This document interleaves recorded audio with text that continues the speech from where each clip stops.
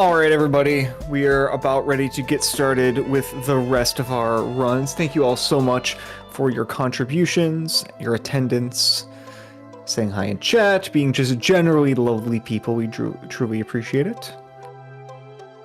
We have coming up soon, Toronite bringing us Ghostland Yard any percent. That'll be very, very fun. And we have a $20 donation from Quillin' All the Fish, saying stuff that crust. So appreciate that. Keep those contributions coming in. We've got a few more incentives that are still active. We are looking to upgrade, finish upgrading Katana Zero to Psychotherapy. And we've got a bid war going on for Spyro's Color. We've met the incentive for Glitch Exhibition for Link to the Past, so we're going to keep on pushing things forward. But we are about to head to a quick little commercial break and bring you Toronite with Ghostland Yard. Stay tuned.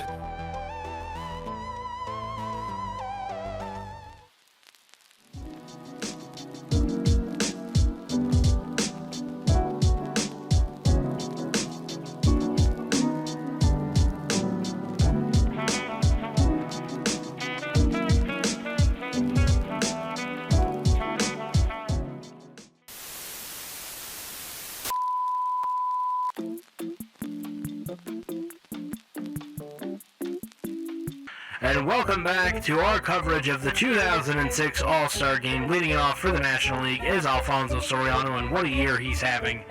As we get settled into this one, Roy Halladay on the bump, getting the start for the American League. And 0-0 count. Hideaway Cutter, 0-1. Oh, I'm sorry, we interrupt our coverage of this game to bring you a basketball game with Larry Johnson going up. Matembo has the ball, gets hard foul, but the refs are letting him play. Brings it up the court, and boom, shakalaka! A dunk. Oh no, sorry. Bears Saints. Bears are at the goal line. What are they going to run here? They hand it off to the running back, and touchdown! Bears 35. We're playing Brent Hull's hockey now. Oh, and a hard check. The refs are letting them play. You love to see it. And goal! Goal! St. Louis has scored. Janney, no assists. Well, you loved it. And we interrupt our hockey coverage to bring you this Beyond the Arc 3 from Yosemite Sam. Tasmanian Devil goes up the court and slams it down. Daffy checks the ball into Yosemite Sam. He goes to a spot beyond the arc and drains it in. If you want to see more clips like this and more, go to youtube.com/sports_fix. That's youtube.com/sports_fix.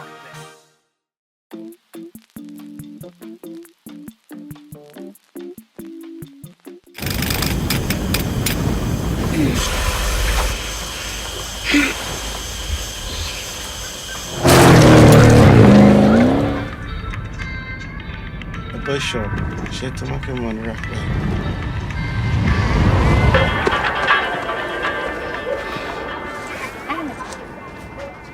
اهلا علي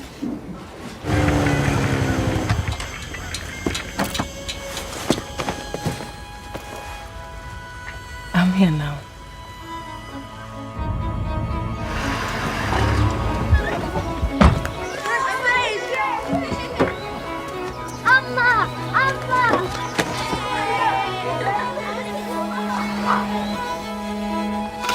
شوفي كتبت اسمي.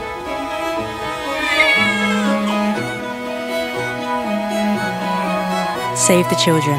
Lasting change starts here.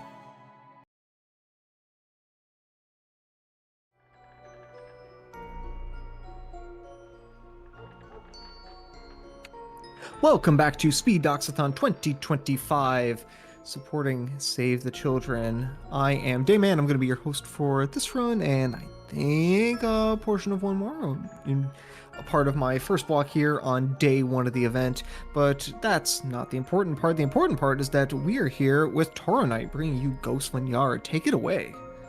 Hello everybody, and welcome to day one of SDAT. Now, you may remember me from such hit runs such as Pokemon TCG from Road to SDAT last weekend. So we go from playing a children's card game to playing as a ghost, and I wouldn't be here if not for my commentator, the person who introduced me to this game, almost exactly 1 year ago. So it's a kind of a wonderful full circle moment. I have the one and only D Tara Stark joining me. Tara, how are you doing? I'm doing pretty solidly. It's fabulous to be here with Speed Doxathon and with Toro getting to commentate this run. I got assigned this game randomly through another speedrun marathon. I had no idea what to expect. And at that time, there were only 3 runners on the board. To see it run to 20 and continuing to grow, to see the game advance in such a way, and to see runners like Toro kind of grow in the game, discover new techniques and methods.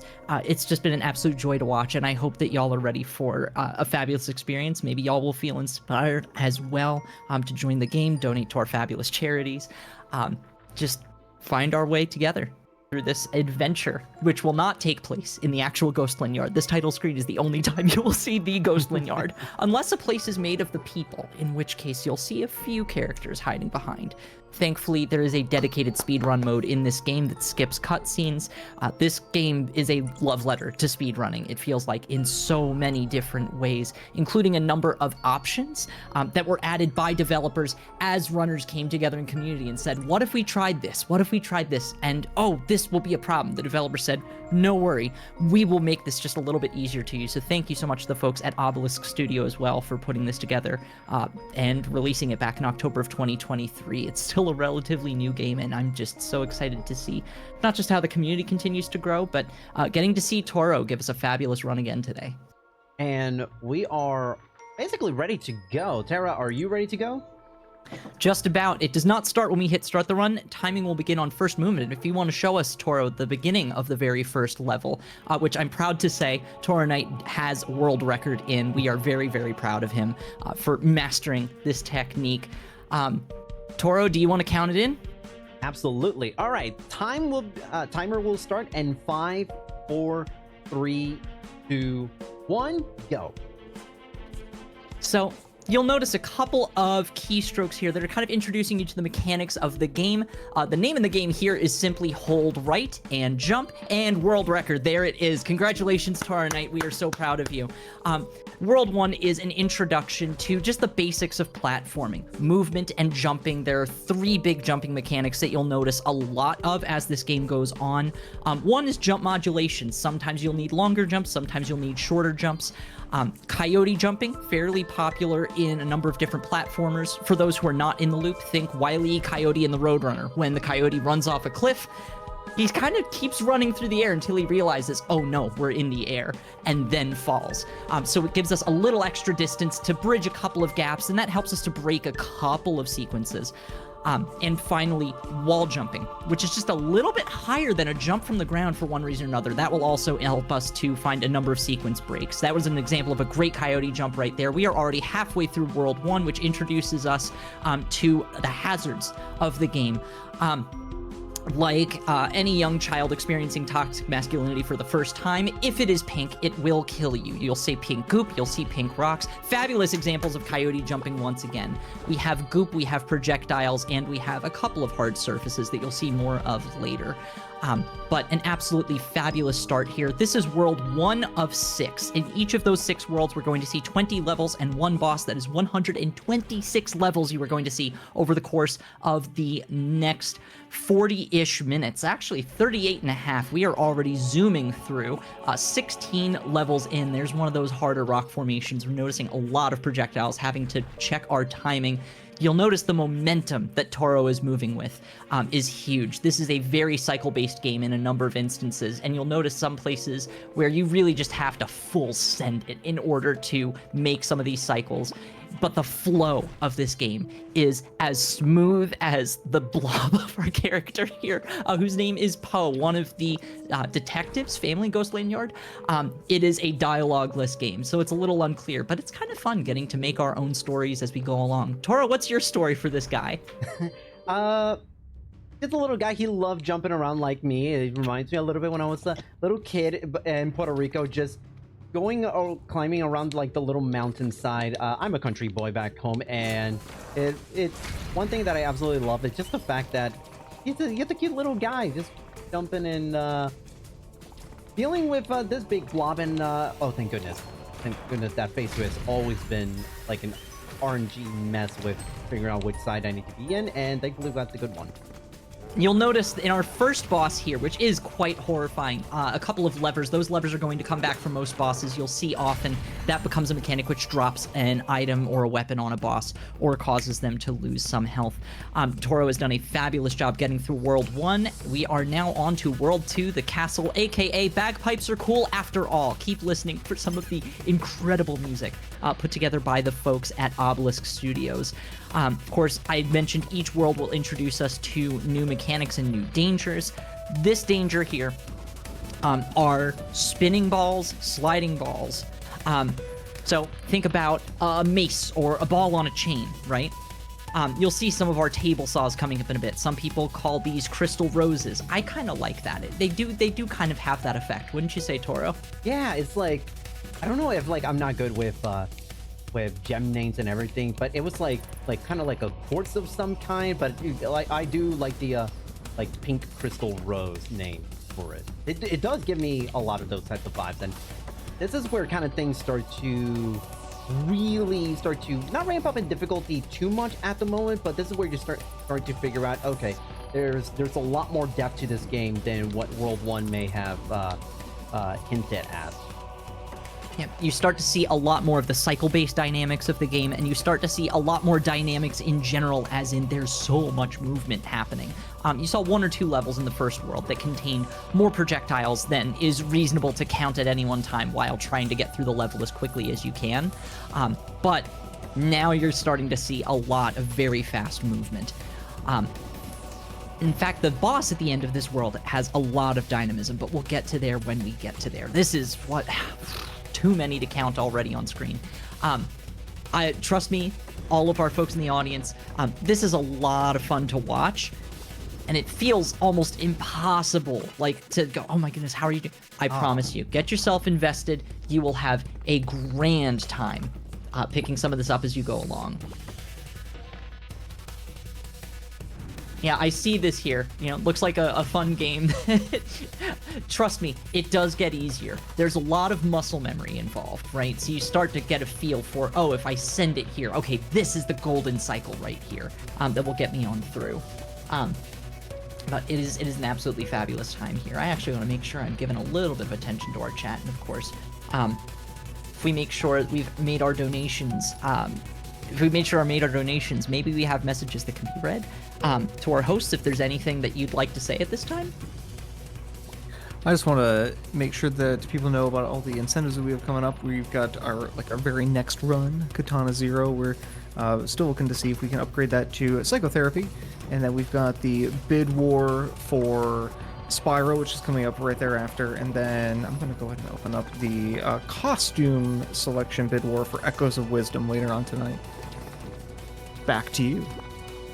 Oh, that sounds fabulous. I love me a good bid war. It's just so fun, especially just a little bit of a cosmetic shift. Speaking of not just cosmetics, but aesthetics and dynamism in general, this is the World 2 boss. Oh my goodness, what a chase sequence. Just there's so much drama, and it's cinematic as all heck, right? It's just something that's always such a joy to watch. The platforming itself is not that difficult, but just the experience of this, getting a little bit of a calm moment, getting a nice view from the top of this castle. Just kidding, it's the Hollywood Tower of Terror, everybody. Oh my goodness. It's just one of the most fun moments of the game when you're not expecting this it. is such a weird cycle. Okay, there we go. Yes. That is the only real cycle-based portion of this level is at the very end, and that cycle begins at the beginning of the level, not at the elevator drop, so they are very unpredictable. Toro has done an amazing job getting through. Everybody give them another hand. Amazingly, that golded. I don't know how, but that golded. We love to see a gold in a marathon. Oh my goodness gracious. And of course, with the completion of the boss, we are rewarded with yet another world with new mechanics to explore. Welcome to World 3, the Caves, which introduces 2 movement-based mechanics rather than new dangers. That is moving platforms and wind. Updrafts, downdrafts, side drafts, whatever the wind may take you to, right? It's a really, really fun mechanic that can be used in a lot of very strange ways. Toro is taking a safe strat here, where we simply ride the elevator down. there is a way to beat this elevator down. It is incredibly challenging. What I would encourage you to do if you've ever seen this, if you ever get a chance to play this game, is go into the menus for these levels and take a look at the records. There is an in-game leaderboard that will show you the best times for each and every level. We're now seeing our updrafts for the first time here.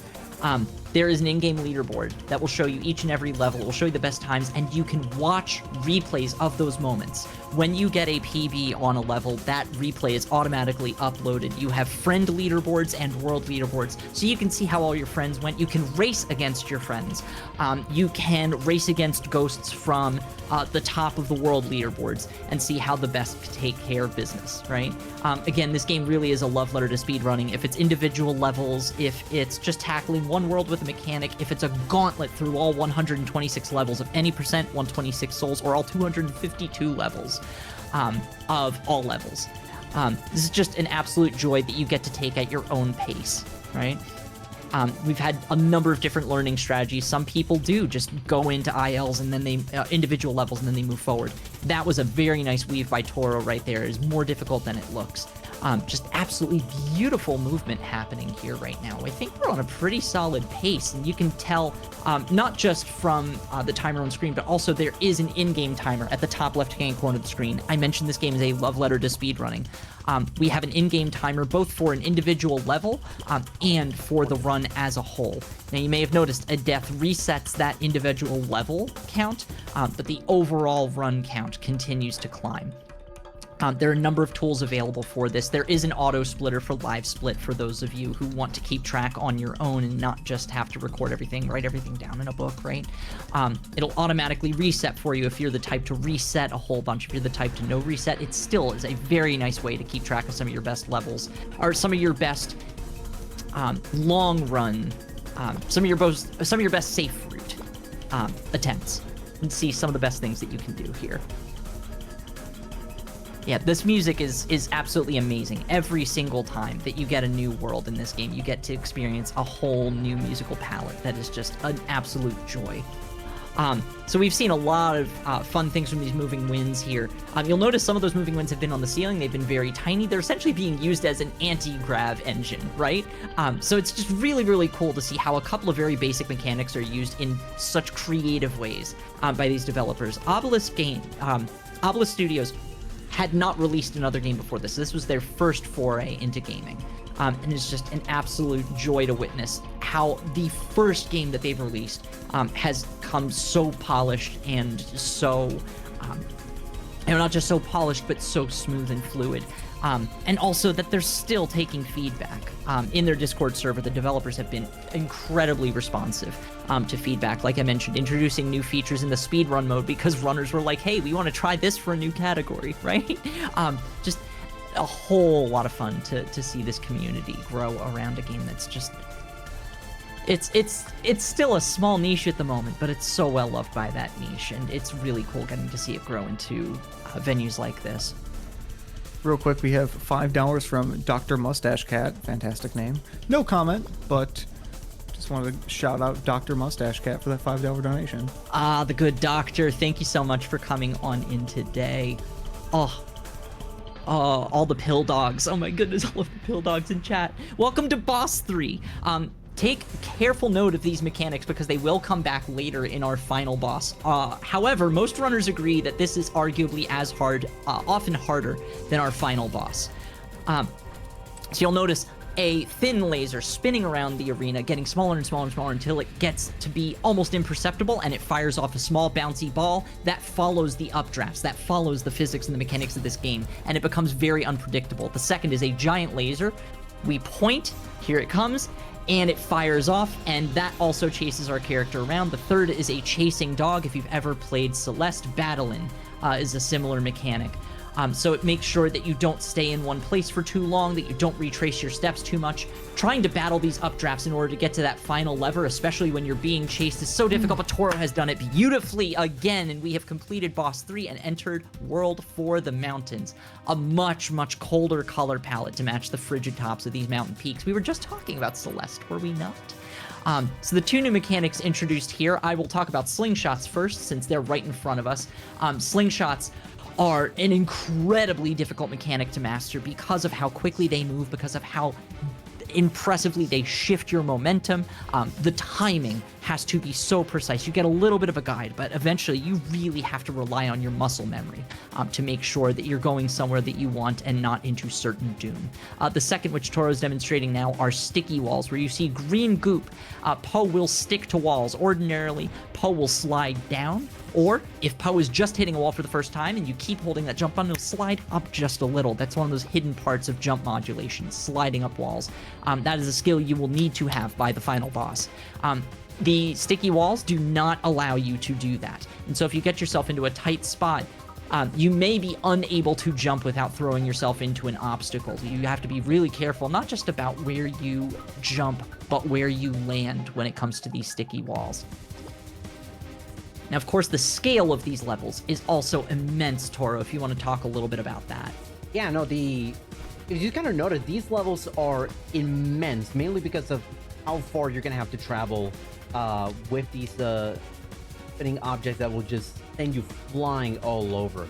And one thing that also you're going to see a lot coming up is the fact that I have to basically time a lot of my jumps and really check my positioning, because as Sarah was saying, even though it may seem like a safe position where you're jumping off, it may actually become like a point of no return, where you're just going to be hitting in something that will kill you like out of nowhere. Also, this kind of I didn't really get to comment much on that World 3 boss. I cannot stress to you how happy I am that I actually went through that World 3 boss first try.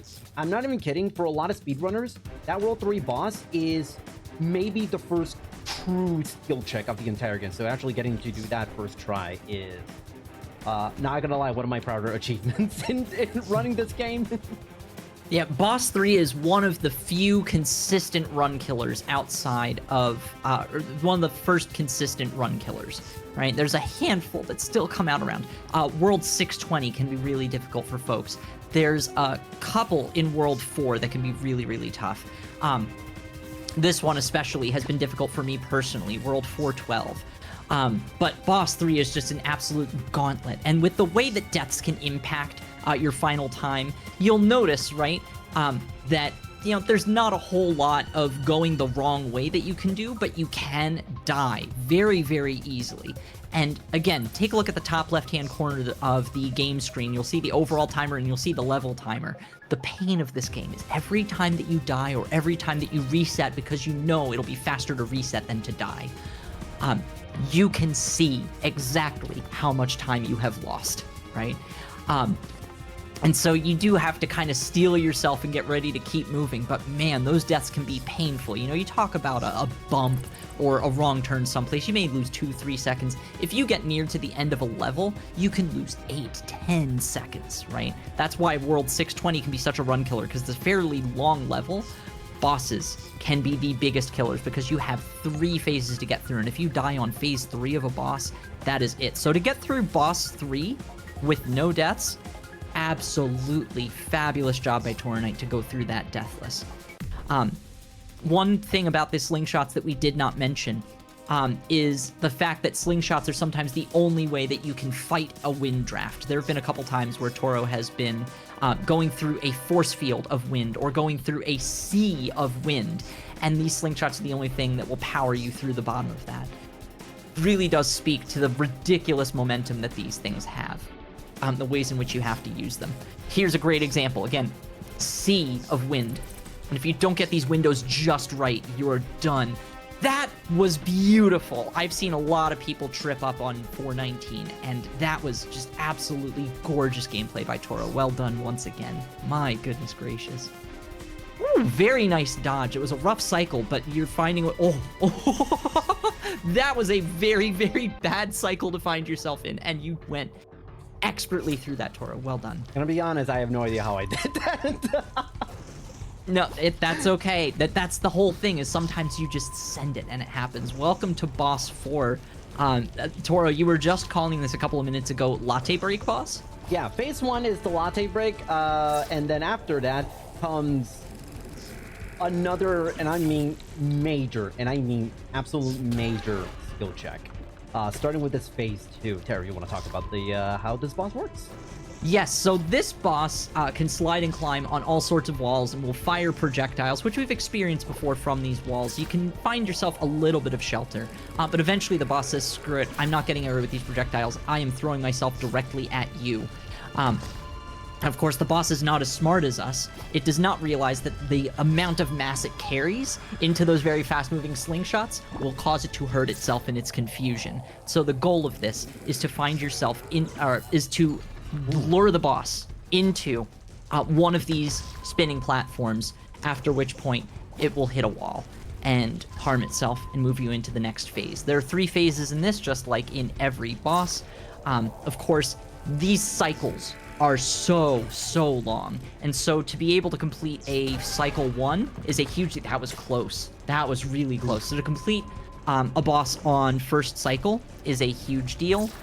To not take a death is a huge deal. You'll notice there are also sticky platforms all along each and every wall here. Here we go. Oh, this okay. is... Oh, I got put in a real difficult spot.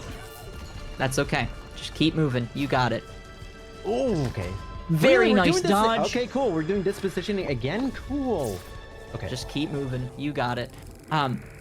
So Toro is doing an excellent job with what would kind of a few crummy cycles. You'll also notice these platforms are disappearing, and so there are fewer places to hide during these cycles, and each time there are fewer slingshots in which to lure the boss into, and so you have to get your positioning just right as Toro has done there. Congratulations, World 4 complete. We move on to what is maybe many runners' favorite world, World 5. Toro, I don't know if you have anything you want to say while the World 5 levels are still easy here.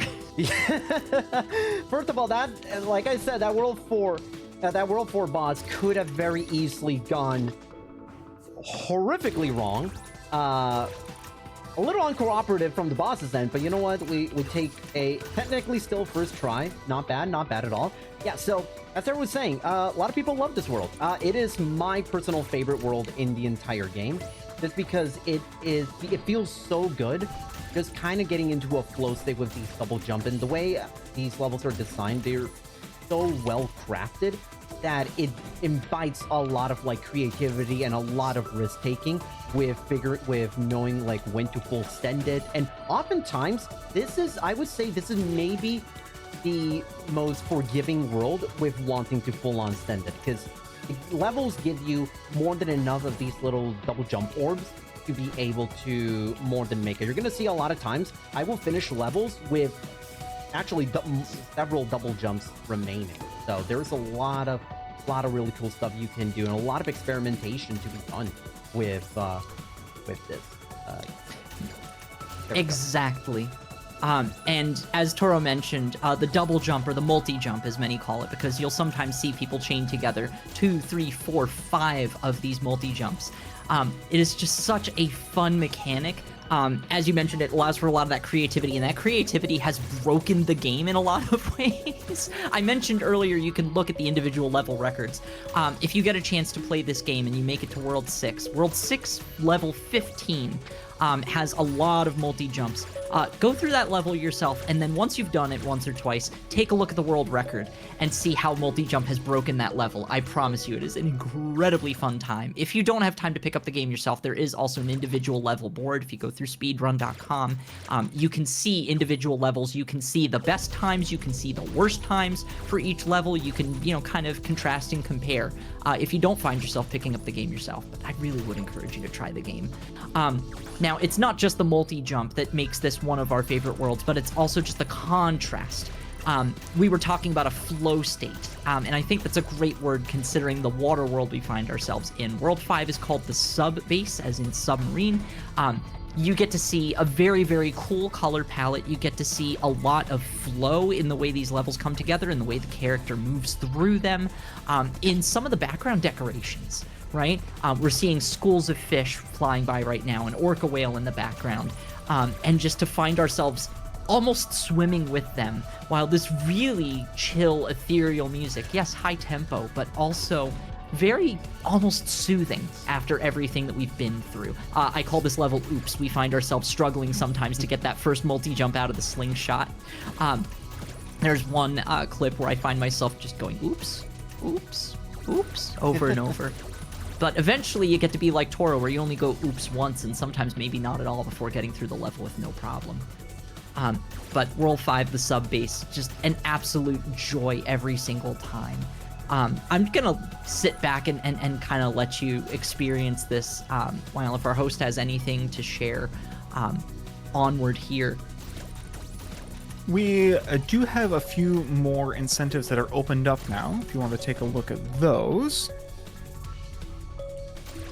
We've met our incentive for Katana Zero, which is great. So now, what we're looking for... Oh, tilt to 5 page, please. So now we have another incentive to add 15 minutes to the showcase for Rift of the Necrodancer, which would be fantastic. It's a $125 total target to be raised, and we have quite a bit left on that. And then we've also just opened up Disney's Extremely Goofy Skateboarding Max Goof Cosplay IRL incentive. And that is a $200 incentive, so got a little while on that one still, but I mean, I'd like to see that. I'd like to see both of those in fact. So as you've got those those coming through, I think, you know, we've got some interesting and worthwhile incentives. So yeah, no, that sounds like it's going to be an absolute joy. Chat, don't let us down. We want to see Max Goof. We want to see Max Goof. IRL. It's absolutely fabulous. Thank you so much. I'm glad that we have so much to be. I'm glad we have so many reasons. Not just, you know, I mean, yes, we need to raise money for good causes, and just having a little bit of fun and getting a little bit of joy out of these things too, right? Being able to come together for this is just it's a lot of what this community rallies around, and it's really cool to see that positive force. We've seen a couple of levels now where these multi-jumps are kind of treated almost as if they're platforms, where the multi-jump is collected and then used immediately. Seeing where some people use them immediately or save them off, it can be a very, very fun time getting to see, again, some of that creativity that Toro was mentioning earlier. Level 20, big level. We are on to World 5 boss. Slightly different objective this time. We are not collecting one item with a lever. We are collecting chips, which will do damage to our boss here. So these are essentially helping us to destroy the sub base. You'll notice a ton of tentacles come through. It becomes a bit of a routing challenge. Now, one of the very fun things about this is the 5 multi-jumps that replenish every single time you land on a platform. So it does open up so many possibilities, and it really does become a bit of a routing challenge. You'll see this level has been really, really optimized within hundredths of a second. Toro has just done a fabulous job getting through that Deathless. Well done, Toro. And now we found ourselves in World 2 boss golds in one marathon. In one marathon run. Not just a marathon gold, but like a gold. Toro, you're absolutely killing it. I am so excited to see how things wind up for us here. So we have one new set of mechanics to introduce to you here in number 6, or World 6, the station. Before I get into that mechanic, I do want to mention my absolute favorite side character, the only side character that matters, Comrade Dog. If you spot Comrade Dog, chat, can you please say hi, Comrade Dog? Comrade Dog loves it when you say hi. World 6 introduces we've seen moving platforms. We are now seeing toggling platforms. So you'll notice there are a couple of blue and orange orbs that Toro has been collecting here as we go along that have been turning orange and blue platforms on and off. Orange and blue, is this Portal, or is this just good color design? You tell me, chat. You tell me. Why not both? Why not both? And so you'll see a lot of creativity in what platforms or what platform toggles get collected and which get left behind from different runners. This is one of the more difficult levels because there's not only toggles to collect, but there's also timing across multiple sets of interlacing projectiles. Just landing that first jump is a tough challenge. Then figuring out how to land this, stick to the wall, get over the first one, get under the second one, or figure out if you want to try to get over the second one. it's an incredible challenge, and Toro just handled that one very deftly as well. Absolutely wonderful, wonderful, wonderful to see. This level also becomes a bit of a challenge. There is a little bit of creativity. There are a couple of ways that you can take safe strats on walls to save yourself. But we are absolutely here for this. We have made great time getting into World 6. This is, of course, the culmination of everything we've done. This is all of the mechanics. You'll see updrafts come back. You'll see sticky walls come back later on. We're seeing slingshots. We're seeing toggleable platforms. And the scale, again, of the slingshot levels coming back into focus here. You're seeing the camera zooming in and out when we've gone on slingshots. Absolutely clutch catch on that toggleable platform there.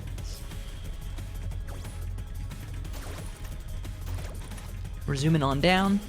There we go. Very nice. Of course, updrafts are back. Getting the timing right, getting the physics right. These updrafts are more difficult here than they've been in just about any other place. It's another sample where you'll see sometimes people get extra jumps to give them some safety. Sometimes jumps will be skipped. We've just seen Toro collect one of our 120 souls. 126 souls across the course of this game. We only saw 120 during this run, and they're not important for the any percent category. However, there is a category called 126 souls where you need to collect all 120 souls from our regular levels and 6 from the race levels. Now, those souls in the main game are collectibles that are used to unlock what are called races, where you're not only platforming, but you are racing against time and a wall of pink slime. You'll see an example of that in our final boss, but other than that final boss and the Apocalypse worlds, which are essentially bonus Kaizo worlds you unlock after completing the game. That is the only time you'll see pink slime chasing you, is in our final boss. But collect enough of those souls, you'll get a bonus race, and that's how you get your other 6 out of the 126 souls. And absolutely, that is a category that is yet to be cracked open, in my opinion. There have been some fabulous folks doing some great job routing and making some great attempts, but it is still very underexplored. I'm excited to see what this community does with that. These are the other toggling platforms. These are not timed with collectibles, but they are timed by the clock, and so you'll see Toro kind of almost falling before being caught by a platform that suddenly appears. These levels can be very challenging. This is a level that I think has been broken very well. Very nice save. That can get a little tough. If you miss your cycle, trying to recover can be very, very difficult when you take a rough death. That's okay. That's just an example of what you were saying, of how being not on the optimal cycle can kind of mess up. You know, I just wanted to show what it looked like to actually be on the wrong cycle. No other reason for that. It was just a very clear demonstration, chat. We need to know what you're going to be up against here. This is the level, by the way, with an absolutely ridiculous sequence break. It cuts out 2/3, maybe 3/4 of the level, right? That is just the power of multi-jumps and corner jumps. When you start to learn the tiny, tiny intricacies of these games. It's only in the last week I was informed by somebody, yeah, frame 1 jump off a wall and a frame 2 jump off of a wall are completely different in the way in which they feel, the way in which they push you off of a wall, the distance you can get, and my mind continues to be blown every time somebody finds something new. So please come join us. It's a fabulous time. Oh man, we're coming really close to the end of this here now, aren't we? Now, I don't want to say like, oh, time's coming up any second now. No, we still have a universe. Yeah, we'll let you know. A universe of stuff left. Even though we have 4 levels left and 1 boss, the fact that we still have like 8.5 minutes left before estimate, trust me, it is. I don't want to say we're gonna need those 8.5 minutes, but you're gonna see why they can be that rough. I mean, so not counting this one, because I'm doing this first try, and clearly I'm the greatest of all time. Clearly. 619, our penultimate regular level. Just a fun little drifty jaunt through these platforms again. Some of the biggest crystal roses we've seen yet. Just really a demonstration of the scale of the danger we are about to get ourselves into in level 620, which again, when I started with this game a year ago, world record was still 26 minutes. And this level had enough deaths that it actually set that world record back by a solid minute with resets and deaths. And so to see people, this is just the danger of updrafts combined with projectiles. And especially with toggling platforms, trying to get the right cycle, trying to understand your visual cues, your timing cues. A lot of people are discovering more and more cues for themselves with this game as time goes on as well, which has been really, really cool to see folks just develop not just good Ghostland yard habits, but good speed running habits in general. These are skills that will carry you into a number of other games. Having visual cues, understanding cycles, this game really does break a lot of that down into its basic components. And so not only is it, a really satisfying challenge and a really satisfying flow, but also just a great skill builder if you're just getting into speedrunning or if you've been there for a while. Welcome to our final boss. Toro, I don't know if you have any words during the chill-ish parts of this. Chill, relatively speaking. Yeah, I was about to say chill in a relative sense, because, oh my goodness, there's a reason why this is the only boss that has checkpoints. It would be absurdly diabolical for this boss to not have checkpoints. Yes. Now this boss features two halves of each of the three phases. You get, well, actually three. First, it's boss 3 again. We got bouncy balls, we got giant lasers. Phase 2 is a tiny platforming challenge, just absolutely jam-packed with, again, everything we've seen. We have projectiles, we still have the lasers coming at you, we have multi-jump, we have toggleable platforms, and we have our lever, which leads us into part 3 of each phase, which is a maze inside of the boss itself. A race against time, a race against that dog. The boss 3 mechanic is back once more to collect a chip and do damage to BO55. So we are now in phase 2, and you can actually see 3 lights on the boss indicating which phase you are in. This is the pink slime race we were talking about earlier. So you do not have time. You have to just keep moving as quickly as you possibly can, because it will catch you unaware. This door right here closes behind you. That has killed many a run as well. Or killed many a piece, I should say. Yes. So you'll notice we're still in phase 2. As Tora mentioned, this is the one boss that gets checkpoints automatically. Now, in the accessibility options, you can turn checkpoints on or off for any particular boss. In any percent, we use the default settings, which is no checkpoints except for boss 6, which has those 3 checkpoints. And thank goodness for that, because, man, can you imagine losing to, it's a long freaking slog, right? This door has been dubbed a sticky door. There have been a lot of folks who used to get caught on that. It has been mostly fixed since then. Personally, this second maze has always been the thing that gets me. There's a number of mechanics. A wall slide up there, which Toro has, again, done so deftly up to collecting that chip.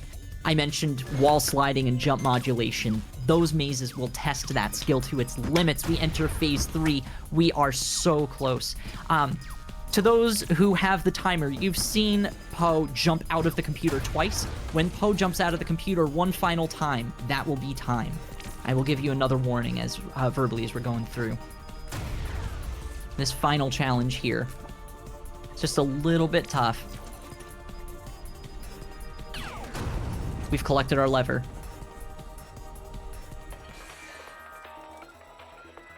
Our maze.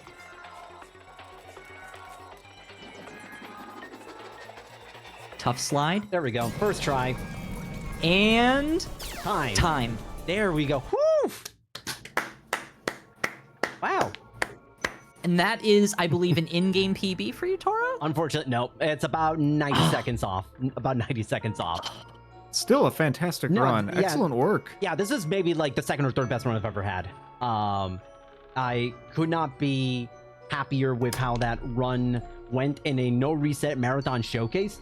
The fact that we're able to do some of the bosses first try, I felt exceptionally proud. That World 4 boss, the one that had the latte break that I deemed it, the last few runs, it took me like 6th, 7th try to actually beat it. And the fact that I actually got it first try, I could not be prouder. And the fact that, here's the thing, there are a lot of phenomenal runners of this game that has pushed this game, last Charizard, said, to heck and back.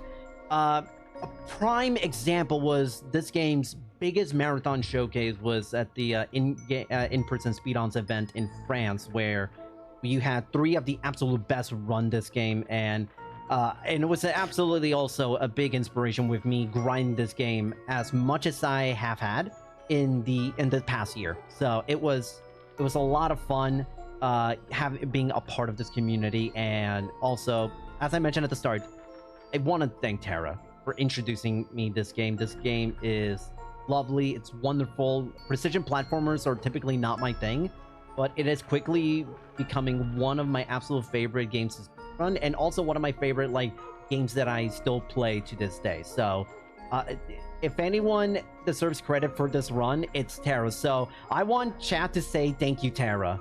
Oh my god, Toro, you're gonna make me cry. I'm gonna bring this full circle actually one more time, because it looks like here your RTA just now was 3618 roughly. You might have a slightly different number on your live split. So 3618, remember that number for a second. My in-game time for my PB is a 3624. Wow. Your RTA just beat my in-game PB. And I just think that speaks a lot to your growth in this game, and I've seen so many people play this game and grow through it, and it's been just such a joy to watch. Some people who go through these full runs, some people who just take a small 5-minute run, just do one world, right? Whatever you have the time for, whatever you have the energy for, whatever you have the passion for. Ghostland Yard is a great challenge. It's a great love letter to speedrunning. It's a great way to build skill. It's a great way to just blow off a little bit of steam, build some of those reflexes, and I'm so glad it was randomly assigned to me at Speedremizer, another speedrunning marathon, where games are randomly assigned and then taught to you. So shout out to the Speedremizer community for being my first introduction to speedrunning marathons overall, whether that be GDQ, whether that be Speed Doxathon, and just the fabulous causes that these communities support, and the fabulous communities that they create. I'm getting a little bit emotional, actually. This is just, thank you so much, everybody, for coming out and being a part of something really, really big. And Toro, thank you to you for having me. Speed Doxathon, thank you for having both of us. Yes, thank you so much, Speed Dogs. I thank you, Tara. I would not have asked for someone better to be my commentator for this for my first marathon showcase of this run. Not gonna plug myself too much, because in about an hour or so, you're gonna see me back on here running something completely different from Pokemon TCG and Ghostland Yard. So I'm gonna save that for after the run. Perfect. Well, thank you so much, both of you, for a fantastic run, a great showcase, and quite a good time as well. So we're going to take a short little break, and then we're going to be back with Rico bringing us some Katana Zero. Thank you all very much.